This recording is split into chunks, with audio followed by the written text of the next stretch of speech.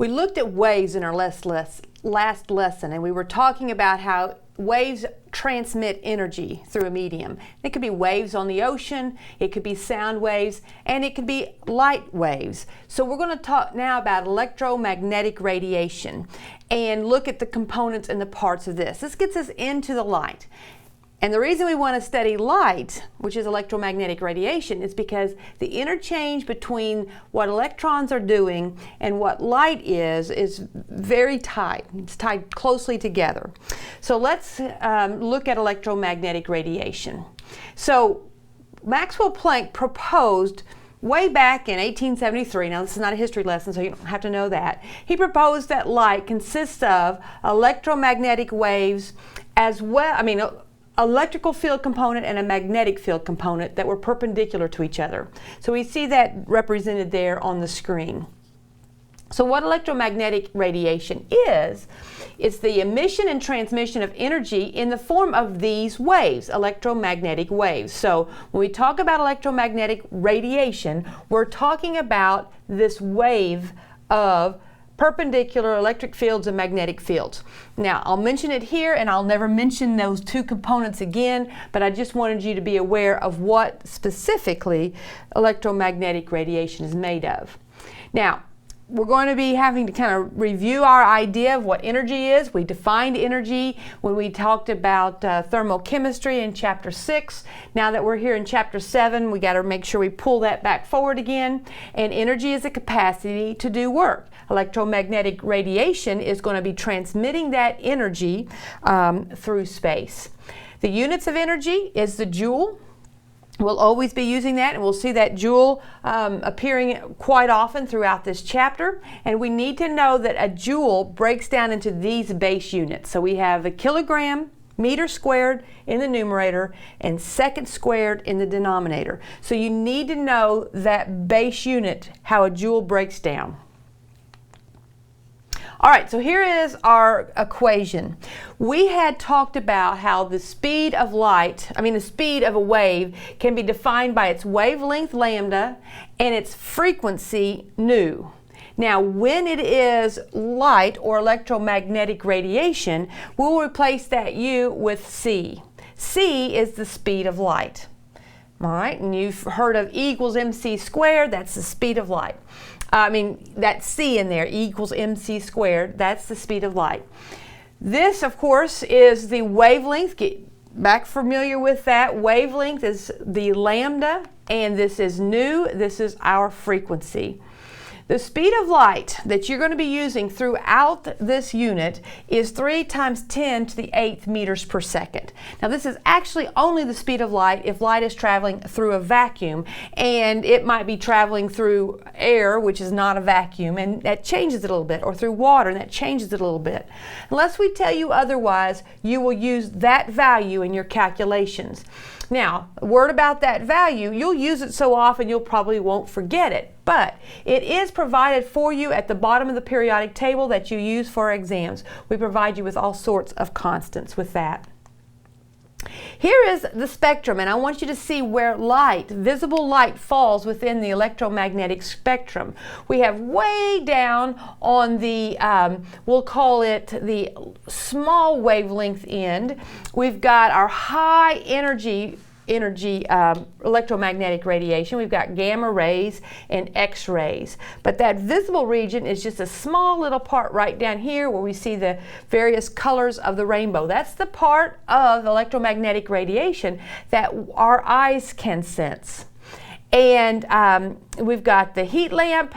Beyond that, where we have infrared radiation, we've got our microwaves, and all the way down to the very low energy waves, electromagnetic radiation, which is our radio waves. If you look at the wavelength down there, 10 to the 9th nanometers would be a meter long. So imagine 3 feet, which is about a meter, okay? So about half of your arm span from your nose to your fingers is going to be the length of a wave that's 10 to the 9th. So that's a long wavelength. That's low energy. Those pass through us without any issues. And radio waves can get even much, much, much longer than that. So let's work this problem here and calculate. What are we calculating? We're going to be calculating the wavelength of light, and the frequency is given to us there. So the frequency is nu, and the value of that frequency, it says, is 6.0 times 10 to the 14, and the unit they give there is hertz. Now we've got to remember that hertz is not really our unit. That's what we always talk about when we're talking about frequency, but we don't leave it in hertz. We're going to use the unit of, it doesn't change the number at all, 1 over seconds, because that's our usable unit. What does that mean? This is how many cycles, this many waves pass through a point in a second's time. That's a lot of waves, all right? That's a big number, but this light has got that frequency. We want to know what is its wavelength. Well, we're going to pull out our equation, and the job, sorry, can't get that written very well. The job of this equation, it has pretty much one job, and that is if you know frequency, you can get wavelength, and if you know wavelength, you can get frequency. That's its job, to convert us between those two. So we're trying to get wavelength, so we're going to take that equation, C over frequency, which we know is going to give me wavelength. So we can plug our values in now. The C is 3 times 10 to the 8th meters per second.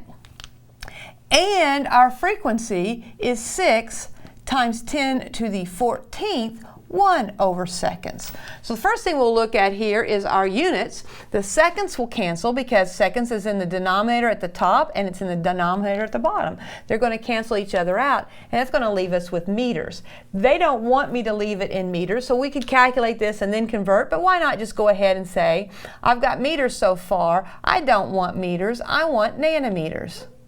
Put a 1 with a prefix, put its meaning, 10 to the minus 9, with the base unit, and now we've got our meters canceling, and we are left with nanometers.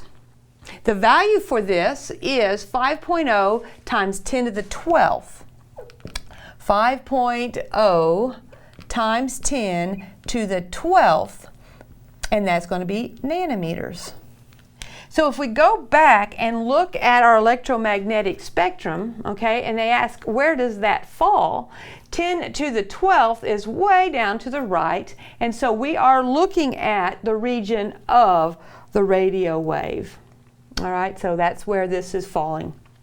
Now, I do not expect you to memorize that electromagnetic radiation scale. You don't need to memorize what is the wavelength of radio waves, what is the wavelength of gamma rays, but you ought to familiarize yourself with that scale in terms of the high energy is the gamma rays, the X-rays, the low energy end is the radio waves, and that the visible light falls somewhere in the middle of that area. All right, so now you're going to try one. You're going to be determining the frequency given the wavelength. You give it a try, and then we'll just see how you do when you get back. Okay, so did you know what you got, and you know whether you got it right or not, but let me look at what the answer should have been. 6.12 times 10 to the 14th, 1 over seconds is that value. And if you got that, great. You can kind of fast forward to the end. But what I've got here is, I'll spend a little time for those of you who did not get that, and you're confused as to how in the world that is the answer. So we're going to start with realizing what we're given, wavelength, and that is in 490 nanometer units, okay? And what we're trying to get is frequency, and we know the job of this equation is to convert us between the two. Now, wait a minute, I'll need to write it this one, all right? This equation's job is to convert us between the two. I've solved for the wrong variable here. So let's take this equation, and let's solve for what we're trying to determine, which in this case is the frequency. So C over lambda is the frequency, which is what we're trying to get. C is 3 times 10 to the 8th meters per second. And if you're not writing units down, you won't realize what you have to do this time. Notice that they gave it to me in nanometers. These are not going to cancel. So we've got to take our nanometers and go ahead and convert it to meters. Put a 1 where you see the nano and what it means with the base unit right there. And now our nanometers cancel, our meters cancel, and we are left with the unit of 1/seconds, which is what we should be left with. And that will give us the answer of 6.12 times 10 to the 14th.